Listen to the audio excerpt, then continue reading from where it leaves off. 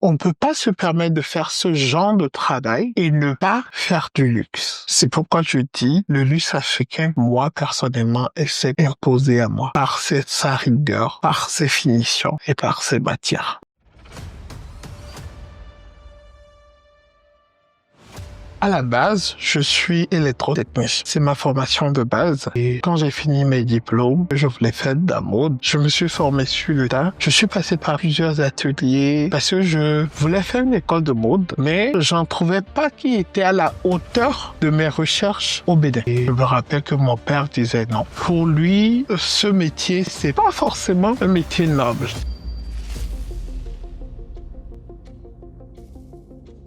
En 2017, j'ai rencontré Monsieur Jean Doucet, qui est un créateur français. Il voulait quelqu'un pour l'aider et de fil en aiguille, il m'a pris en formation. Et quand j'ai fini, j'ai commencé par faire des défilés, des concours surtout, car je voulais me frotter à d'autres créatifs et voir ce que je valais. C'est comme ça, de fil en aiguille, j'ai été vite propulsé sur le devant de la scène parce que je voulais faire une mode différente. Et j'ai fait plein de défilés, c'est ce qui m'a permis d'être sur le devant de la scène et d'avoir ma clientèle. Aujourd'hui, quand on prend l'univers de la mode béninoise, est-ce que vous arrivez à vendre sur le marché béninois? Sur le marché béninois,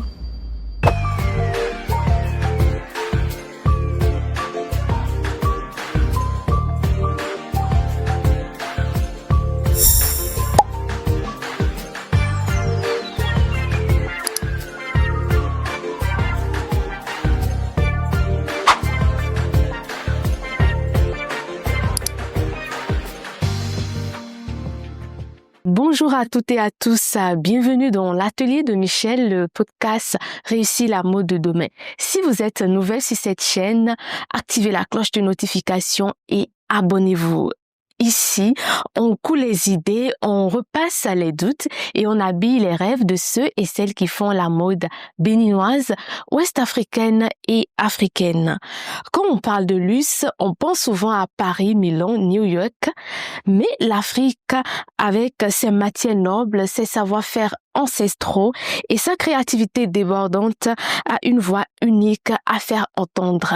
Il ne s'agit pas seulement de copier les codes internationaux, mais de les réinventer, de les enrichir et de leur donner une signature particulière, authentique, propre à l'Afrique. Et pour en parler, j'ai le plaisir d'accueillir pour vous une icône de la mode béninoise qui habille les stars internationaux. Vous avez vu le chapeau que portait Ciara la fois dernière là. C'est lui j'ai reçu. C'est Petros Tété, le promoteur de la marque TID. Avec lui, nous allons parler de l'adaptabilité, de la réinvention, de la modernité du luxe africain. TID, bonjour, c'est un plaisir de t'accueillir sur ce podcast et nous voudrions mieux te connaître. Petros Tété, c'est qui? Pourquoi la marque TID et pourquoi avoir choisi de te spécialiser dans le luxe africain? bonsoir Michel. Bonsoir TID. Bonsoir les téléspectateurs, comment vous allez? Alors, je suis ravi d'être ici. À l'état civil, je suis Tété Edoué Néré Petros. Alors, je vais dire pourquoi j'ai donné le tour. TID, c'est le nom de ma marque et le diminutif de mon nom de famille et de mon prénom africain, qui est Tété Edoué. Alors, pour moi, les codes du luxe, parce que les codes du luxe africain et les codes du luxe européen sont deux choses différentes. Nous avons nos codes. Je compte toujours l'exemple de quand on était enfant, c'est tante ou ce ton qu'on voyait qui à chaque fête s'habillait bien, se présentait bien, avec des petits mimiques de raffinement qui correspondent au code du luxe africain.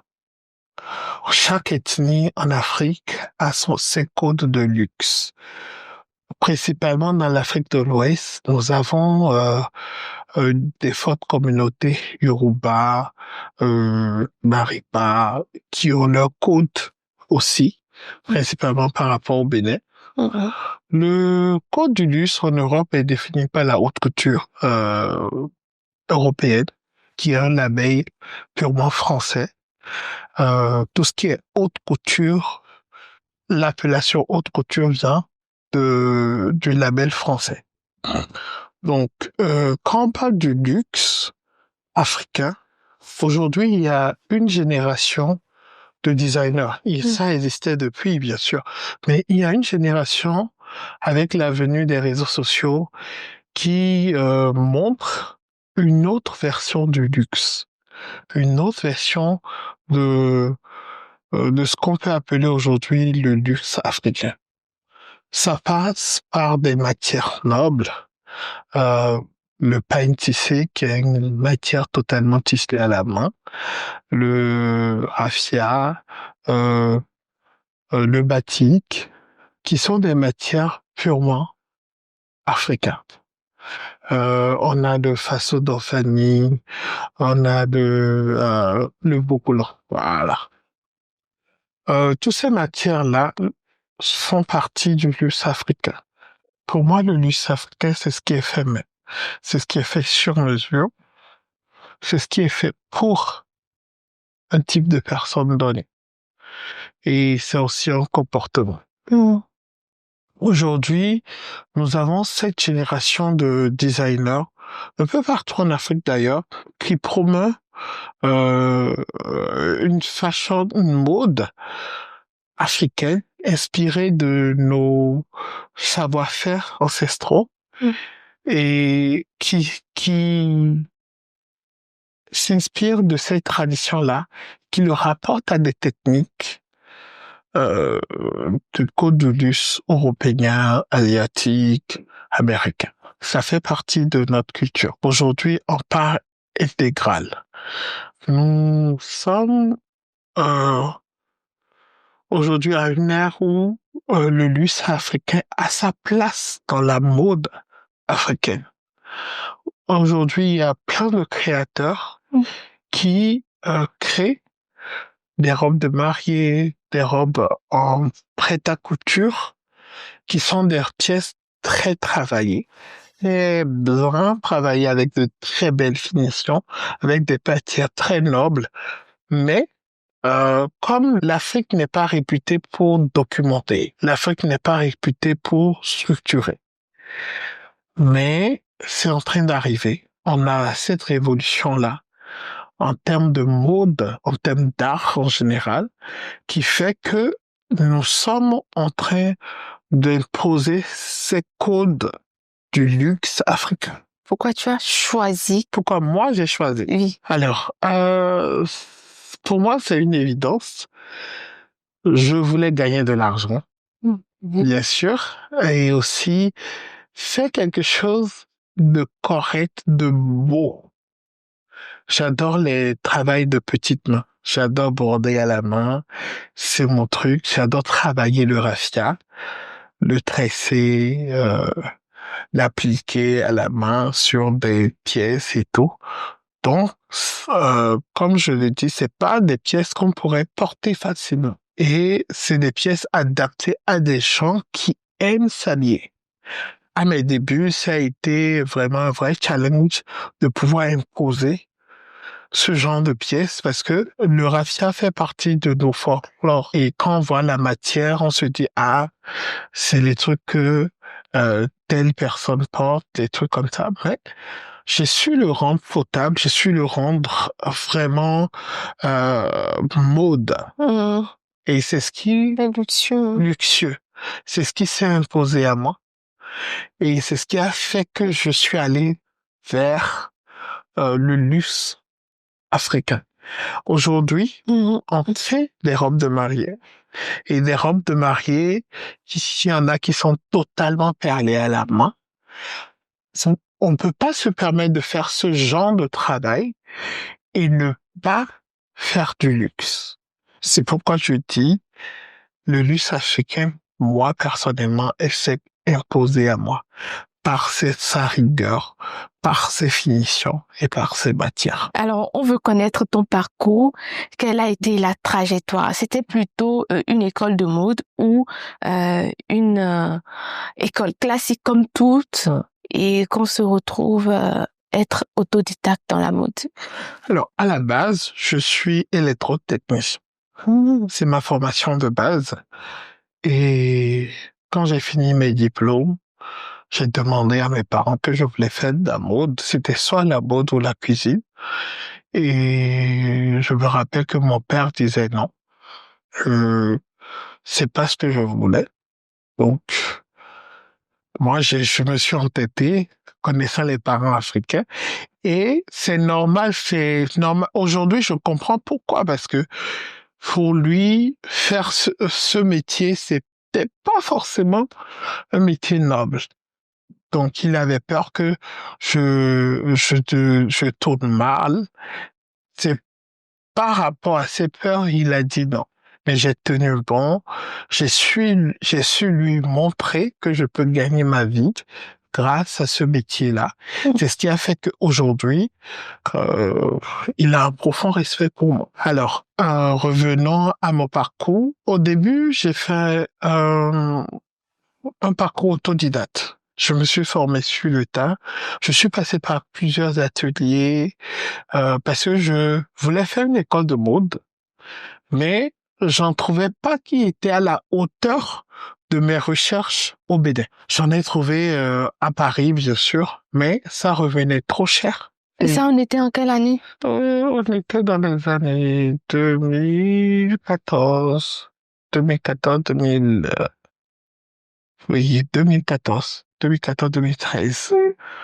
Et en 2014, j'ai rencontré la première personne chez qui j'ai réellement fait un stage, mis à part tout ce que j'ai eu à faire en amont chez des couturiers. Je ne cousais pas encore. Je n'avais pas de clients, mais je m'exerçais. J'allais dans les ateliers, je leur demandais est-ce que je peux faire les oulets, est-ce que je peux faire les finitions et tout. Donc, j'ai fait 7 mois, je crois, chez Sonia Damela, que je salue d'ailleurs. Elle a été FIMA 2013, si je ne me trompe. C'était une figure emblématique de la mode dans le temps. Et j'ai fait une partie de mon stage chez elle. Et quand j'ai fini chez elle, j'ai commencé par faire des défilés, des concours surtout, car je voulais me frotter à d'autres créatifs et voir ce que je valais. Et généralement, soit j'avais gagné, soit j'étais de pièces. Donc, en 2017, 16 ou 17, je me rappelle plus très bien, j'ai rencontré Monsieur Jean Doucet, qui est un créateur français, qui venait à Cotonou faire des défilés, qui avait des clients ici. Donc, je l'ai rencontré et j'ai commencé par travailler avec lui. Il voulait quelqu'un pour l'aider et de fil en aiguille, il m'a pris en formation. Donc, j'ai fait 1 an avec lui. Avec lui, j'ai appris beaucoup de choses.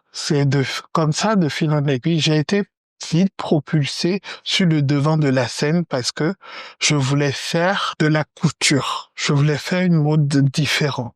Et j'ai fait plein de défilés. C'est ce qui m'a permis d'être sur le devant de la scène et d'avoir ma clientèle. Mis à part ça, je continue toujours d'apprendre. Je fais des formations en ligne dans les écoles à New York actuellement pour le design. Donc, on ne finit jamais d'apprendre, donc je continue toujours d'apprendre. Mais c'est pour dire, c'était pas gagné. D'avance. C'est plutôt un parcours d'un autodidacte assez passionné, mais qui avait un rêve auquel il croyait fortement. Ouais.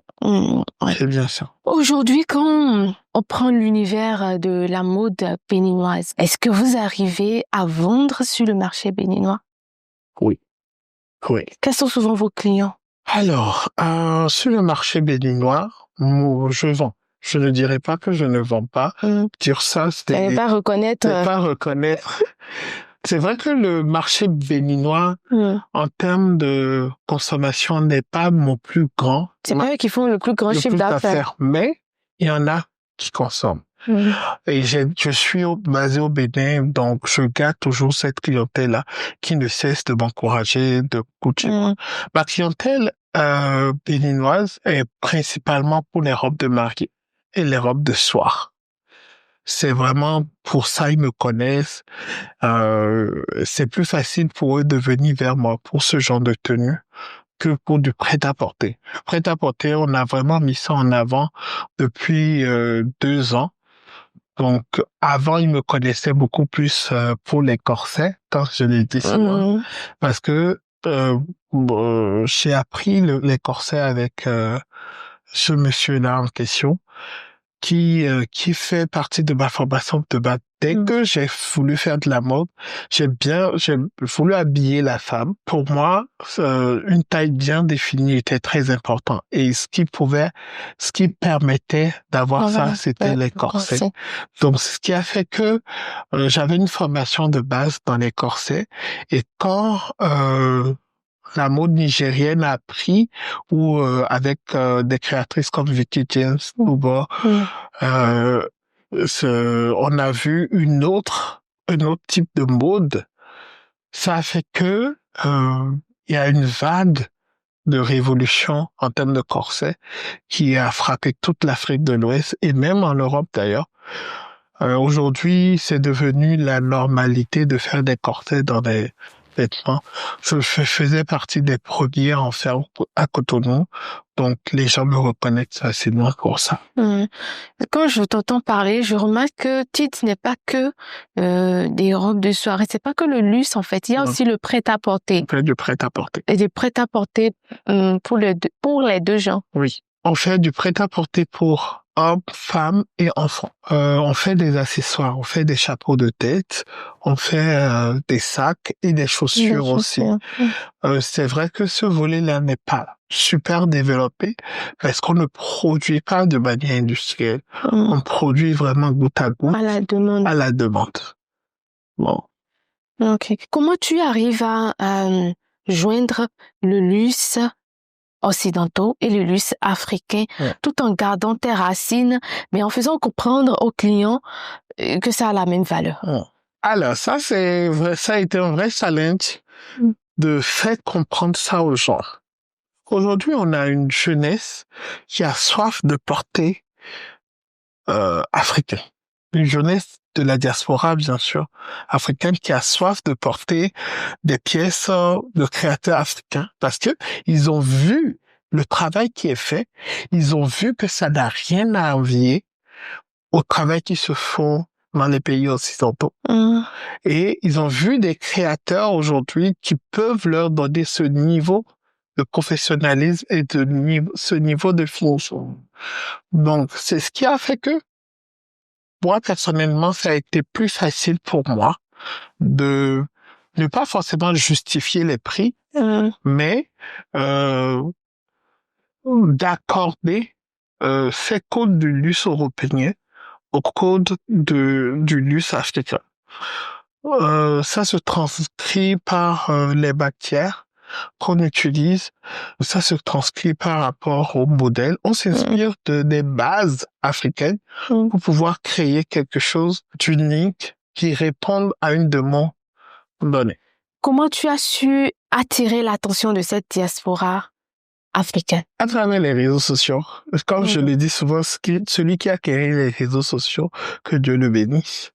Parce que ça a démocratisé, ça a démocratisé beaucoup de choses.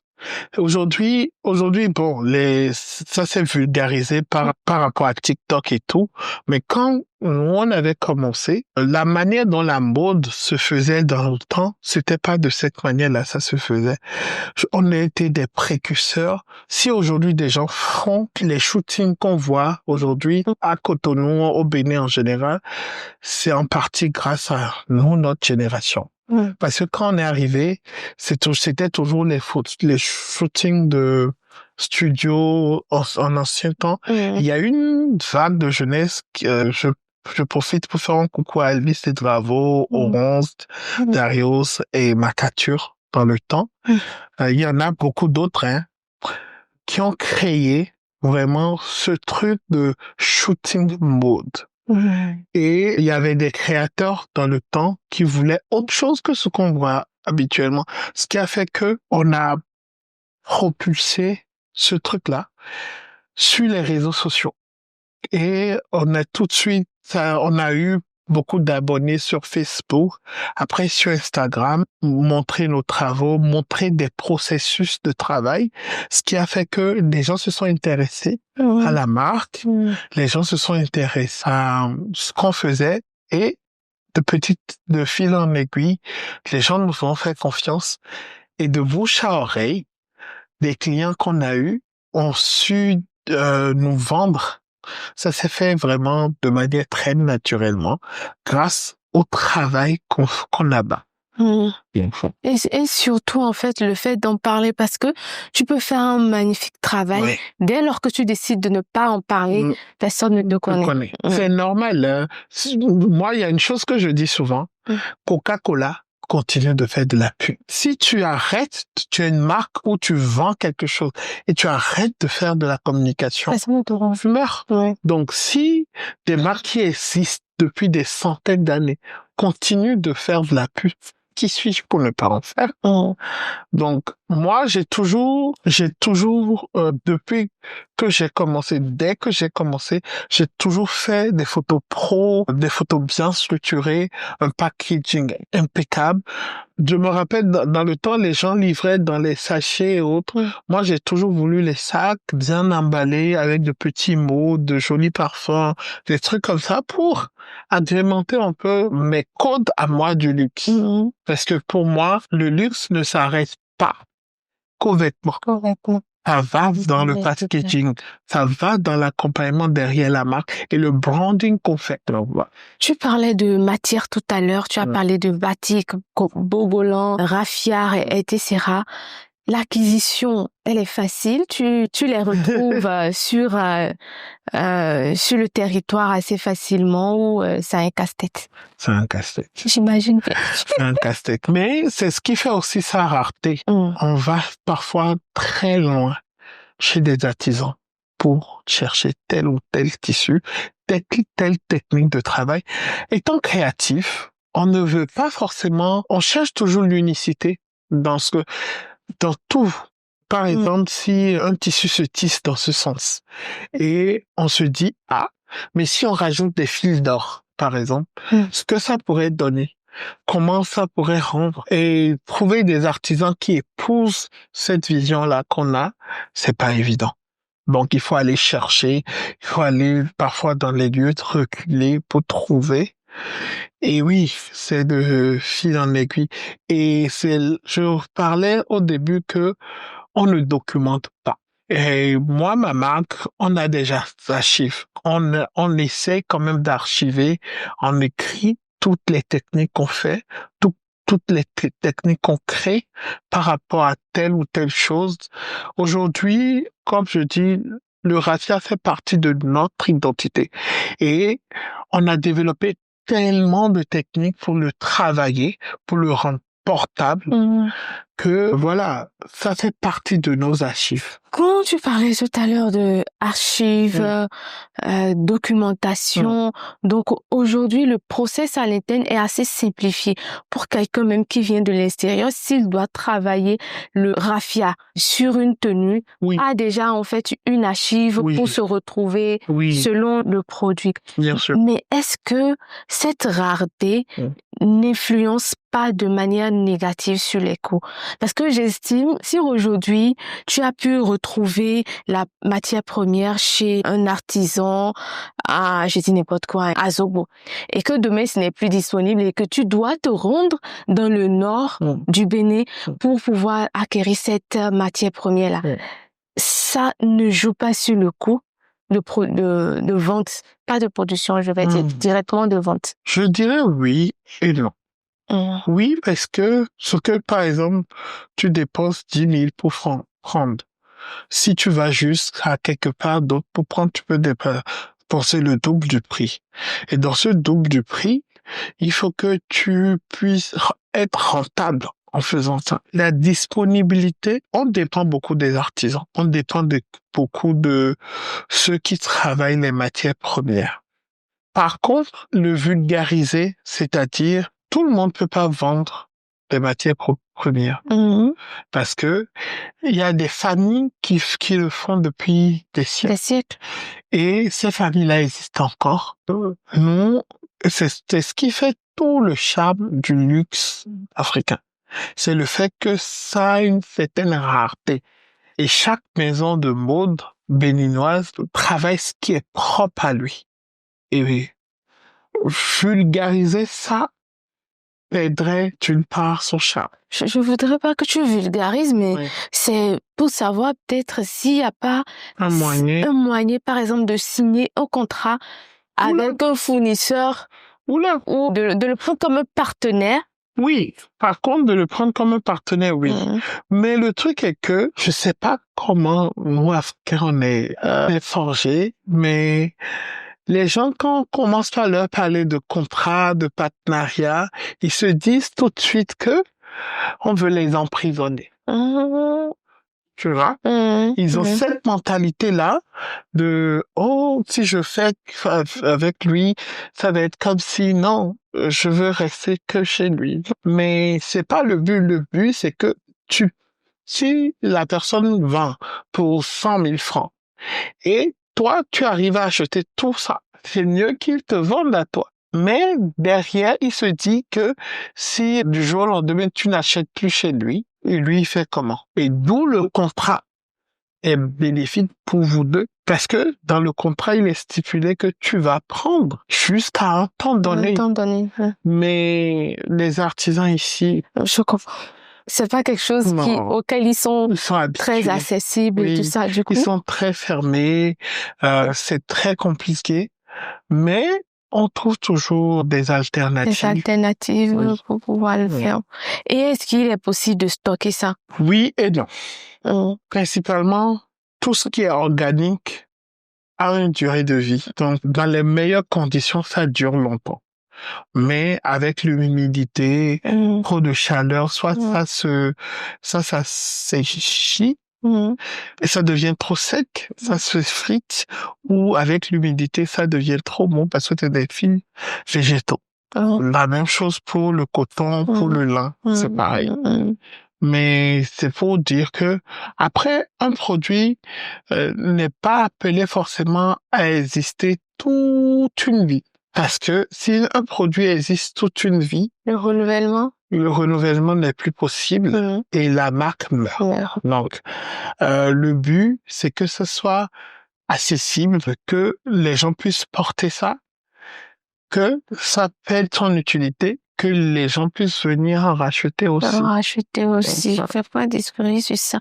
Dans les 10 ans de la marque Tid, quels ont été ces moments où tu as failli abandonner? Alors, pour la petite anecdote, il y a de cela un mois derrière, j'ai failli fermer Tid. J'ai failli fermer Tid parce que ça n'allait pas. Ça n'allait pas, comme je le dis souvent, le Bénin rapetit les talents. On a ce chic de dévaloriser tout ce qui est métier artistique, que ce soit chez les chanteurs, que ce soit chez les artistes plasticiens, que ce soit chez les danseurs, que ce soit dans la mode. On sait que ces personnes-là font du bon boulot, qui peuvent exceller sur des scènes internationaux, mais on ne leur accorde pas la valeur qu'ils doivent avoir. J'ai failli faire mes titres parce que je me suis retrouvé avec tout plein de problèmes par rapport à la marque et avec des artisans qui n'honoraient pas de tout ce qui est délai. Alors, depuis 10 ans, rares sont les clients qui n'ont pas été livrés à temps. Car pour moi, ça fait partie des points d'honneur de la marque. On ne doit pas livrer une cliente en retard. Donc, en termes de financement aussi d'ailleurs, ça a été très compliqué dernièrement. Je suis pas forcément croyant, mais je prie beaucoup. Et j'ai dit à mon Dieu que si je dois faire mes tides ou pas, il le décidera. Et bizarrement, ces 3 dernières semaines a été pour moi personnellement en tant qu'artiste une consécration. Une consécration car j'ai fait le défilé du mois d'avril. Je fais des défilés tout le temps, mais ce défilé principalement était quelque chose de très intéressant pour moi. Et grâce à ce défilé, il y a eu la directrice du magazine Rolling Stone qui était à Cotonou dans l'équipe de Ciara, qui s'est rapprochée de moi. Elle est arrivée quand le défilé passait, elle a vu les pièces, elle est venue en coulisses, elle m'a fait, j'ai besoin que tu viennes demain voir Ciara avec tes pièces. Je sais pas si elle va en choisir, mais je suis sûr que il y a un aura qui lui plairait. Donc, je suis arrivé. Je ne savais pas qu'il y avait une conférence. Pour moi, c'était juste une présentation. Donc, je suis arrivé et j'avais des mannequins qui étaient avec moi. On a habillé, ils étaient dans la salle. Et Ciara a vu les pièces. Il y avait un que je voulais lui offrir, donc je suis allé vers elle. Il y a la directrice du magazine qui m'a appelé. J'ai parlé dans la conférence et elle m'a dit de lui mettre le chapeau. Et je le lui ai mis. Franchement, ça a été quelque chose que vous imaginez une star mondiale. Oui, ah oui, ah oui. Une star mondiale. Ah oui. Quelqu'un que je ne me disais pas que j'allais jamais rencontrer, de voir mon travail.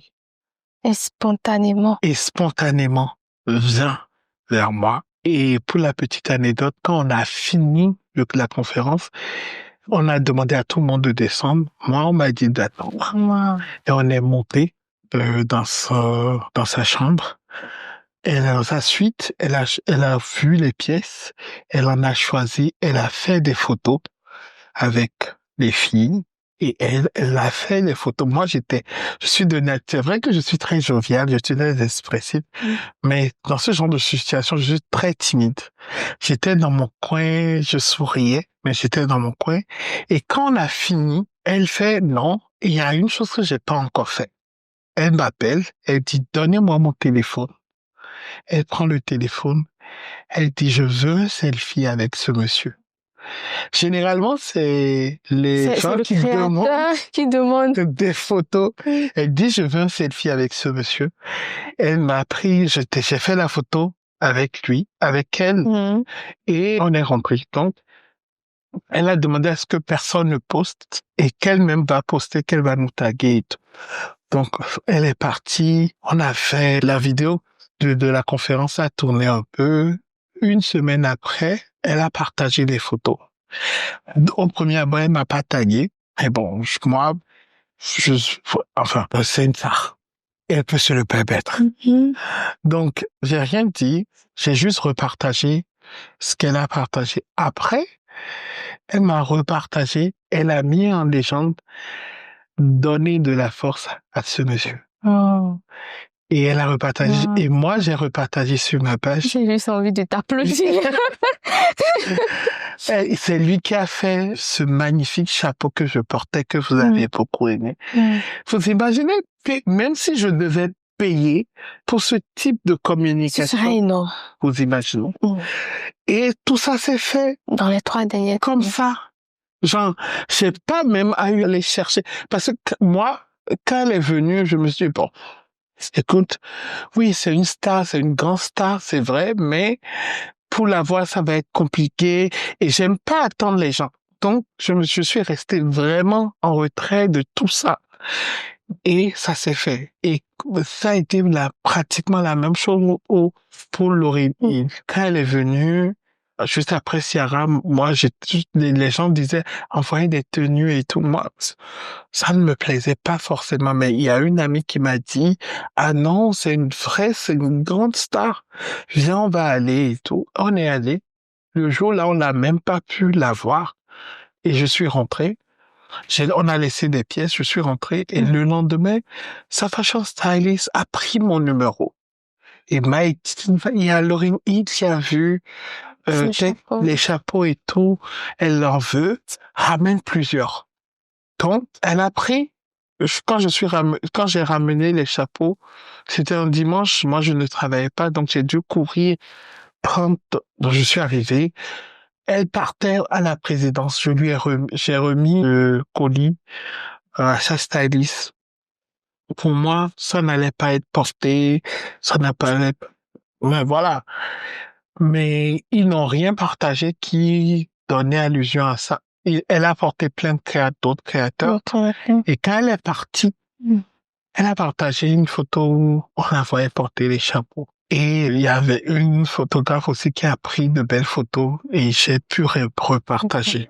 C'est ce qui a fait, ça m'a redonné foi. De l'espoir. Oui, ça m'a redonné foi en ce que je fais. Ça fait 10 ans que je fais ce métier. J'ai jamais eu ce moment aussi bas en termes d'émotion par rapport à mon art. Mais ces 3 dernières semaines m'ont montré que oui, c'est toujours possible. C'est toujours possible de monter sur des montagnes tout en restant dans sa petite chambre. Je dirais aux plus jeunes qui viennent de ne pas lâcher. La mode, c'est très difficile. Alors là, c'est très, très difficile. Tout d'ailleurs, mais la mode encore plus. Et ne pas abandonner, c'est la clé. Être endurant. La vie, c'est des hauts et des bas. Ça fait partie de ce qu'on vit habituellement. C'est juste que la mode te prend encore plus. La mode te prend beaucoup de temps. Beaucoup d'argent, beaucoup d'investissements personnels. Et on n'imagine pas, on voit la partie jolie de la chose, de l'iceberg, mais on ne voit pas tout le travail qui est fait en amont. Il faut dire aussi que nous, créateurs, on vend du rêve, mais on vend un rêve qui permet à nos clients de venir nous acheter. C'est ce qu'on montre sur les réseaux sociaux. Après, ça ne veut pas dire comment. C'est ce qu'on fait. Mais tu peux pas voir une belle création et ne pas être sensible à ça. Mais la belle création que tu as vue ne s'arrête pas que à la... Dehors de cette belle création, bien au-dessous de cette belle création, il y a eu un travail féroce, il y a eu un investissement, il y a eu des larmes, il y a eu des joies, il y a eu des échecs. Je peux comprendre tout ce que tu dis. Il y a eu beaucoup de personnes qui ont travaillé pour que ce travail-là soit... puisse être assez impeccable et désirable. Ouais. Ça, je le comprends parfaitement. Parce que j'en fais partie et je sais de quoi tu parles. Et tu sais, il y a une chose qui m'a émue quand tu es en train de parler tout à l'heure. Il faut être endurant. Il faut croire. Ces 3 dernières semaines m'ont amené à dire c'est encore possible. Et je pense que j'ai pas mieux à dire pour clore cette discussion que nous avons eue. J'allais te demander quel est le conseil que tu donnerais à un jeune qui désire démarrer ou bien qui désire entreprendre dans les métiers de la mode, mais je pense que tu as fait une très belle finition. Ce que tu veux rajouter. Laisse-moi rajouter quelque chose. Le talent, c'est bien. Il faut être talentueux dans la vie. Et chacun de nous, Dieu nous a mis vraiment quelque chose en nous. Mais c'est ce qu'on en fait qui est le plus important. On va rencontrer des gens qui sont super talentueux, mais n'arrivent pas à décoller. Pourquoi? Parce que ils se posent 1001 questions. Ils ne veulent pas sortir de leur zone de confort. Ils veulent rester dans ce qu'ils connaissent, ce à quoi ils sont habitués. L'art ne fonctionne pas comme ça. Il faut construire, redéconstruire, aller de l'avant. Il faut travailler. Quand tu n'es pas doué, tu peux travailler 2 fois plus. Quand tu es doué, il faut travailler. Il faut pas juste se reposer sur son talent et se dire « Ah non, moi je suis doué ». C'est quoi le talent? C'est avoir de la facilité à faire des choses que les gens peuvent pas faire forcément facilement. Ouais. Mais si tu as cette facilité-là, qu'est-ce que tu en fais? Il faut apprendre. C'est comme si dans une marmite, tu sais pas comment tu fais, mais à la fin, la sauce est douce. Si tu restes comme ça toute ta vie, à un moment donné, la sauce ne sera plus douce. Est-ce que tu perdras la main de faire ça? Mais si tu arrives à travailler sur les dosages, obtenir le même goût tout le long, c'est un travail que tu as fait. Et c'est ce que je demanderais aux plus jeunes. Oui, la mode, c'est aussi le côté bling bling, c'est aussi le côté joli, c'est aussi le côté fou, mais la mode, c'est aussi beaucoup de travail. Et ne pas lâcher. Des coups, vous en recevrez. Ça fait partie de la vie. Mais le fait de tenir bon, de ne pas lâcher prise, pas forcément de s'entêter. Si vous sentez que ça ne va pas, c'est pas votre voie, laissez tomber. Mais si vous le sentez réellement, oui, battez-vous pour. Allez-y, repensez la chose. Et la mode est vaste. Il n'y a pas que le métier de couturier ou de designer. Vous pouvez faire de la mode, vous pouvez faire plein d'autres métiers dans la mode. Trouvez ce qui vous fait vibrer et travaillez dessus. Aux parents, je dirais, mais je pense que les parents de la nouvelle génération ont plus ou moins compris. Ouais. N'emprisonnez pas vos enfants dans des métiers qu'ils ne veulent pas faire. Ça ne servirait à rien. Orientez-les. Si vous sentez que l'enfant a une sensibilité, par exemple, à la tresse, aux travaux de petites mains, il arrive facilement à casser les jouets, à les remonter, orientez-les vers ce genre de choses. Ils trouveront leur voie à un moment donné. C'est très important. Et je suis sûre qu'on aura une très belle relève avec Ti. Je dis ça, je dis rien. Alors, l'atelier ferme ses rideaux pour aujourd'hui, mais les aiguilles continuent de tourner. Continuez de rêver, continuez de coudre, continuez de croire, comme était notre invité ce jour avec Tid. Nous avons compris que la mode demande de l'endurance. La mode, c'est la force. La mode, c'est du courage. La mode, c'est explorer toutes les dimensions possibles. Et n'oubliez pas, la mode de demain se prépare un fil à la fois. À très bientôt dans l'atelier de Michel, le podcast Réussir la mode de demain. Soyez forts.